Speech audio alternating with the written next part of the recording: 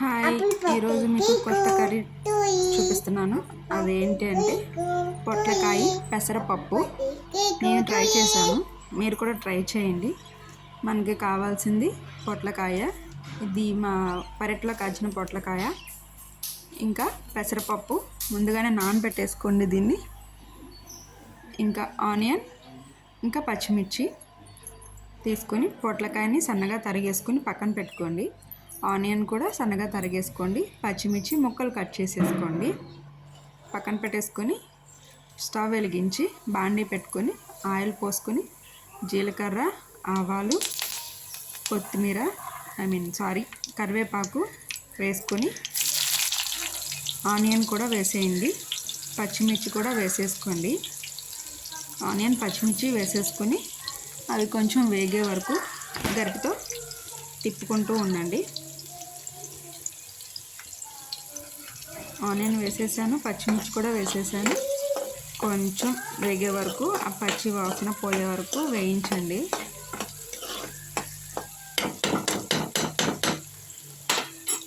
వేయించుకున్న తర్వాత పక్కన పెట్టేసుకొని తర్వాత పొట్లకాయ ముక్కలు కూడా అందులో వేసేసుకోండి.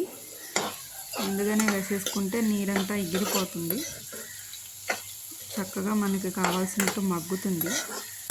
కొంచెం అటు ఇటు తిప్పుకొని ఆయిల్లో వేగనివ్వండి, మగ్గనివ్వండి. గరిటెతో తిప్పుకుంటూ కొంచెం అటు ఇటు తిప్పుకుంటూ ఉంటే మొత్తం అబ్జర్వ్ అవుతుంది ఆయిల్కి. అవి నీట్గా మంచిగా వేగుతుంది. తర్వాత హాఫ్ స్పూన్ చిటికెడు పసుపు, టేస్ట్కి సరిపడా సాల్టు వేసుకొని మొత్తం ఒకసారి కలిగి తిప్పేసేయండి. గరిటెతో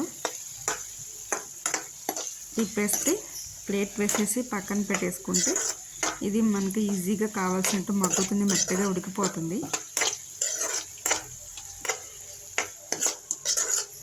చక్కగా ఉడికిన తర్వాత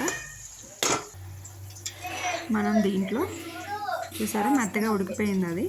తర్వాత దాంట్లో మనం నానబెట్టుకున్న పెసరపప్పు ఉంది కదా, అది దానిలో వేసేసుకొని పెసరపప్పు మొత్తం వేసేసుకొని దాన్ని కూడా గరిటెతో నీట్గా తిప్పుకుంటూ ఉండండి. కొంచెం సేపు అలా తిప్పుకున్న తర్వాత ఆ పెసరపప్పు కూడా ఆయిల్లో వేగుతుంది. అలా వేగటం వల్ల దాని పచ్చివాసన పోతుంది.